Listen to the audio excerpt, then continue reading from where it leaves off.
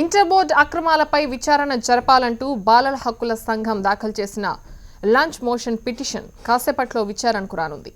కొందరు అధికారుల కారణంగా పలుచోట్ల విద్యార్థులు ఆత్మహత్యలకు పాల్పడుతున్నారని తక్షణమే విచారణ జరిపి తగిన ఆదేశాలు ఇవ్వాలంటూ బాలల హక్కుల సంఘం ఈ పిటిషన్ దాఖలు చేసింది.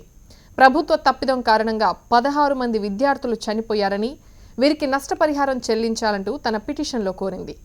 ఎలాంటి ఫీజు లేకుండా రీవాల్యుయేషన్ చేయాలంటూ న్యాయస్థానాన్ని కోరారు. వీటితో పాటు గ్లోబరిన్ సంస్థపై చర్యలు తీసుకోవాలంటూ తమ పిటిషన్లో కోరారు.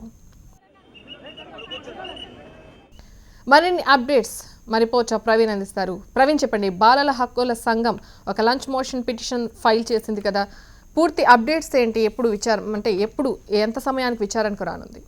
ఇంటర్ ఫలితాల అవకతవకలకు సంబంధించి మరికొద్దిసేపట్లో లంచ్ మోషన్ పిటిషన్ పై కూడా వాదనలు జరుగునున్నాయి. ఇప్పటికే విద్యాశాఖ కార్యదర్శి, తర్వాత ఇంటర్మీడియట్ బోర్డు కార్యదర్శి కూడా హైకోర్టుకు కూడా చేరుకున్నారు. ప్రస్తుతం అడ్వకేట్ జనరల్ తో వారు సంప్రదింపులు కూడా జరుగుతున్నాయి.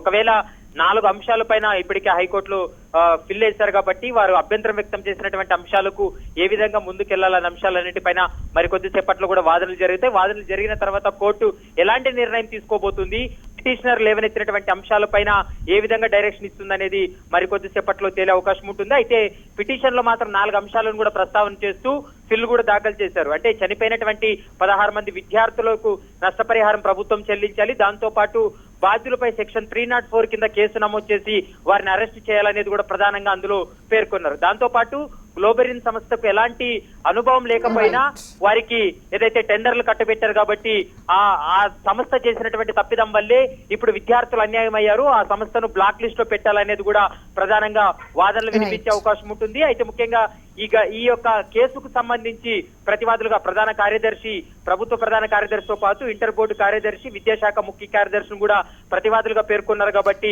వారికి కూడా నోటీసులు ఇచ్చే అవకాశం ఉంది. Right Praveen, thank you. ఇక ఇంటర్ ఫలితాలపై ఆందోళనలు వద్దన్నారు విద్యాశాఖ మంత్రి జగదీష్ రెడ్డి. కమిటీ నివేదిక వచ్చాక దోషులపై చర్యలు తీసుకుంటామన్నారు. విద్యార్థులు ఆత్మహత్యలకు పాల్పడవద్దని సూచించారు. ఇంటర్ ఫలితాలపై ప్రతిపక్ష పార్టీలు రాజకీయాలు చేస్తున్నాయని మండిపడ్డారు. విద్యార్థుల్ని, తల్లిదండ్రుల్ని రెచ్చగొట్టేలా వ్యవహరిస్తున్నాయని ఆగ్రహం వ్యక్తం చేశారు. ఇంటర్ ఫలితాల్లో పొరపాట్ల కంటే అపోహలే ఎక్కువ ఉన్నాయని అన్నారు. ప్రతి సంవత్సరంలాగే ఈ సంవత్సరం కూడా వాళ్ళు రీకౌంటింగ్కు, రీవెరిఫికేషన్స్కు అప్లై చేసుకునే అవకాశం ఉంది. ఇది చేసుకుంటారు కూడా చాలామంది పిల్లలు. వాళ్ళందరికీ కూడా వాళ్ళు సంతృప్తి పడే పద్ధతుల్లో బోర్డు నుంచి రిలీఫ్ లభిస్తుంది. కాబట్టి ఎవరు కూడా ఆందోళన చెందే పని లేదు.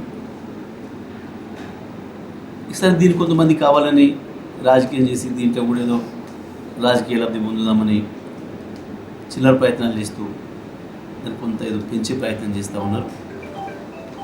మరి దీన్ని విద్యార్థులు, తల్లిదండ్రులు కూడా అర్థం చేసుకోవాలని చెప్పి మేము చేస్తూ ఉన్నాం.